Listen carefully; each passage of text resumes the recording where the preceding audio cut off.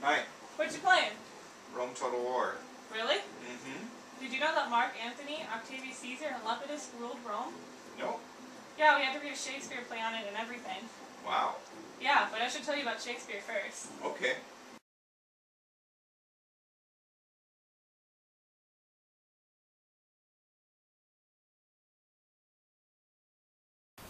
Shakespeare was born on April 23, 1564, in the small town of Stratford-upon-Avon in England. He was born to John and Mary Shakespeare in their home known as the House on Henley Street. He was the third of 8 children, 3 of whom died in childhood. He was baptized on April 26, 1564 by the Holy Trinity Church. Shakespeare's family was considered moderately wealthy, as John was a glovemaker and later high bailiff of the town. Unfortunately, their wealth began to decline throughout the 1570s. It is commonly believed that Shakespeare attended a grammar school as a child. He displayed knowledge of Latin and classic Greek that indicates this is true. No one is sure of how long Shakespeare attended school. Shakespeare married Anne Hathaway on November 28, 1582, at the age of 18. She was 8 years his senior and pregnant with their daughter at the time. Susanna was born on May 26, 1583. Shakespeare and Anne later had twins, Hamnet and Judith, on February 2, 1585. They were baptized at the Holy Trinity Church. Hamnet died at the age of 11 on August 11, 1596.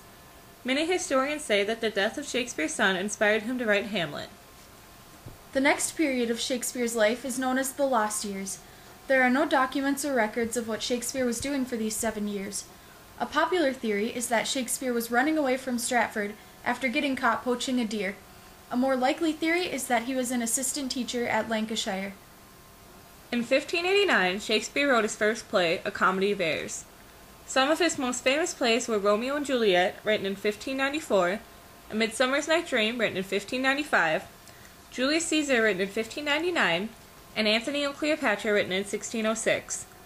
Shakespeare and the King's Men built the Globe Theatre in 1599. Many of Shakespeare's previously listed plays were performed here and more. In 1611, Shakespeare wrote his will. He left most of his wealth to his 2 daughters and his second-best bed to his wife.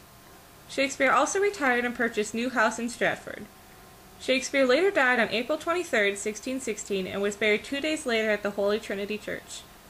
In 1623, John Hemmings and Henry Corndell, members of the King's Men, published the first folio edition of Shakespeare's play. Antony and Cleopatra was among the plays to be published.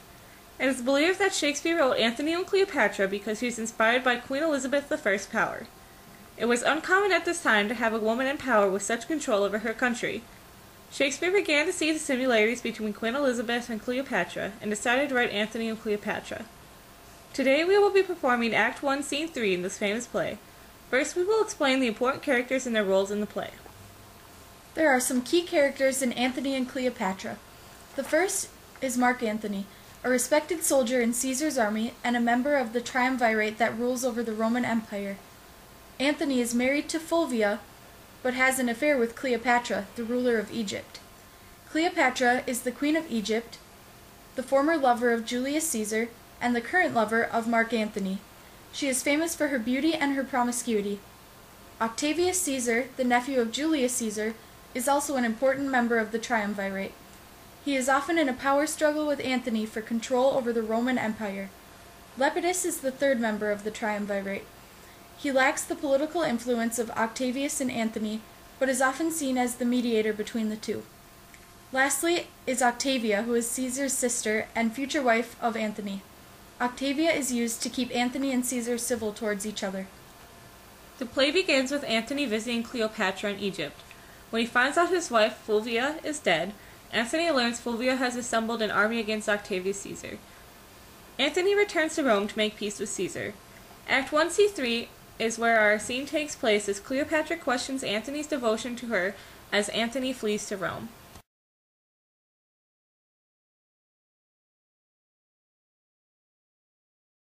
Where is he? I did not see him since. See where he is, who's with him, what he does. I did not send you. If you find him sad, say I am dancing. If in mirth, say I am sudden sick. Quick and return. Madam, methinks if you did love him dearly, you do not hold the method to enforce the like from him. What should I do not? In each thing give him way, cross him in nothing. Thou teachest like a fool the way to lose him. Tempt him not so too far. I wish forbear, in we hate that which we often fear. But here comes Antony. I am sick and sullen. Help me away, dear Charmaine. I shall fall. It cannot be thus long. The sides of nature will not sustain it. Now, my dearest queen. Pray you, stand farther from me. What's the matter? I know by that same eye there's some good news. What says the married woman you may go? Would she had never given you leave to come? Let her not say that I keep you. I have no power upon you. Hers you are. The gods best know. Oh, never was there a queen so mightily betrayed, yet at the first I saw the treasons planted. Cleopatra. Why should I think you can be mine, and true, though you in swearing shake the throned gods, who have been false to Fulvia, riotous madness to be entangled with those mouth-made vows, wish break themselves in swearing. Most sweet queen. Nay, pray you, seek no colour for your going, but bid farewell and go. When you sued staying, then was the time for words. No going then. Eternity was in our lips and eyes, bliss in our brows bent. More our parts so poor, but was a race of heaven. They are so still, or thou, the greatest soldier of the world, art turned the greatest liar. How now, my lady? I would I had thy inches. Thou shouldst know there were a heart in Egypt. Hear me, queen. The strong necessity of time commands our services a while, but my full heart remains in use with you. Our Italy shines over with silver swords. Sextus Pompeius makes his approach to the port of Rome. Equality of two domestic powers breeds scrupulous faction. The hated, grown to strength, are newly grown to love. The condemned Pompey, rich in his father's honor, creeps apace into the hearts of such as have not thrived upon the present state, whose numbers threaten, and quietness, grown sick of rest, would purge my desperate charge. My more particular, and that which most with you my safe going, is Fulvia's death. Though age from folly could not give me freedom, it does from childishness. Can Fulvia die? She's dead, my queen. Look here, and at thy sovereign leisure read the gargoyle she awake. At last best, see when and where she died. O most false love, where be the sacred vials thou shouldst fill with sorrowful water? Now I see, how in Fulvia's death mine received shall be. Quarrel no more, but be prepared to know the purposes I bear, which are to cease as you shall give the advice. By the fire that quickens now's the slime, I go hence thy soldier, servant, making peace or war as thou affects. Cut my lace, Charmaine, come, but let it be. I am quickly ill and well, so Antony loves. My questions being our queen forbear, and give true evidence his love which stands an honourable trial. So Fulvia told me. I prithee, turn aside and weep for her. Then bid adieu to me, and say the tears belong to Egypt. Good now, play one scene of excellent dissembling, and let it look like perfect honor. You'll heat my blood, no more. You can do better, but this is meetly. Now by my sword. And target still he mends. But this is not the best. Look, prithee, Charmaine, how this Herculean Roman does become the carriage for his shape. I'll leave you, lady. Courteous lord, one word. Sir, you and I must part, but that's not it. Sir, you and I have loved, but there's not it. That you know well, something it is I would. Oh, my oblivion is a very Antony, and I am all forgotten. But your royalty holds idleness its subject, I would take you for idleness itself. 'Tis sweating labor to bear such idleness so near a heart as Cleopatra this. But, sir, forgive me, since my becomings kill me when they do not eye well to you. Your honor calls you hence. Therefore, be deaf to my unpitied folly, and all the gods go with you. Upon your sword sit laurel victory, and smooth success be strewed before your feet. Let us go, come. Our separation so abides and flies, that thy, residing here, goes yet with me, and I, fleeting, here remain with thee. Away! Following this scene, Antony leaves for Rome and meets Caesar and Lepidus. Caesar scolds Antony for his time in Egypt and for abandoning his duties to spend time with Cleopatra. Lepidus tries to maintain the peace between Caesar and Antony, but begins to fail miserably. It is at this meeting that Lepidus suggests that Antony marry Caesar's sister Octavia. Caesar and Antony are thrilled by this idea, and like the idea of being brothers through marriage.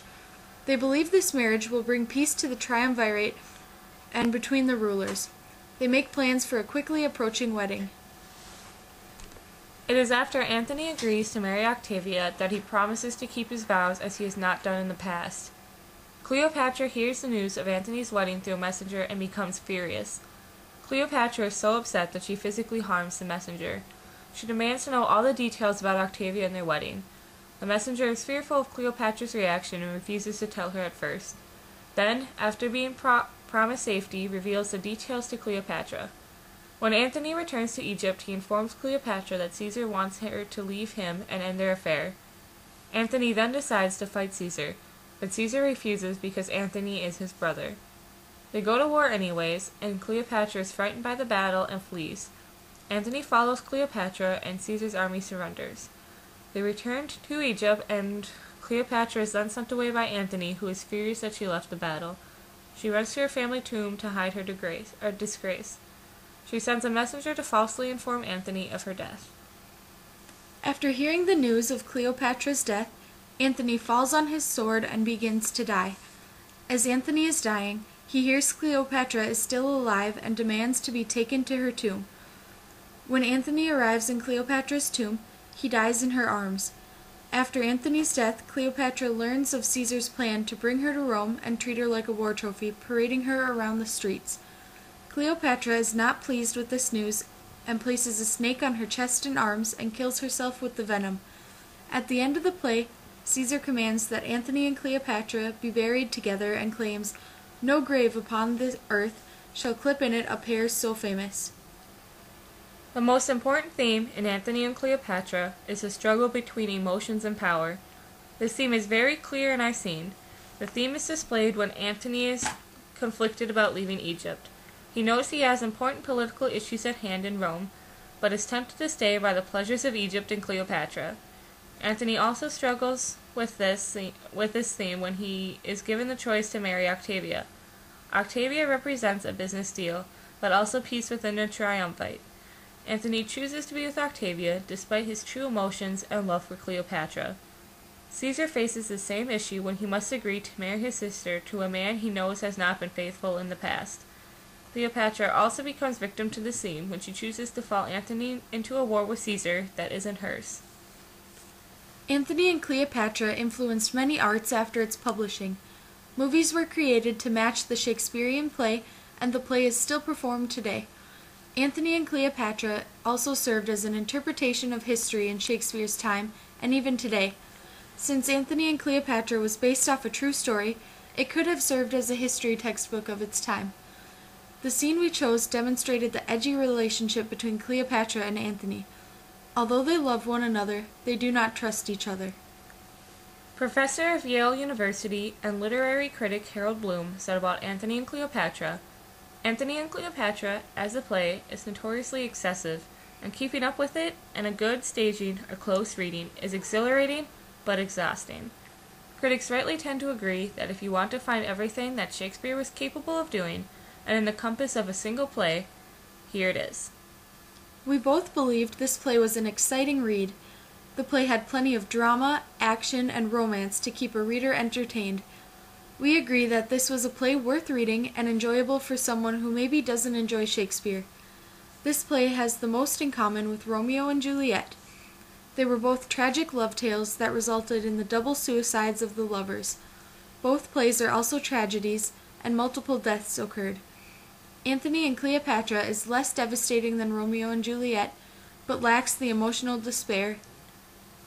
We also felt that the play was long, but the love triangles and characters kept it interesting. We also liked how the play was historically based, historically accurate, and many of the characters were alive at one point. It is our opinion that this play was one of the best Shakespeare plays we have read in school, and we would gladly recommend it to others.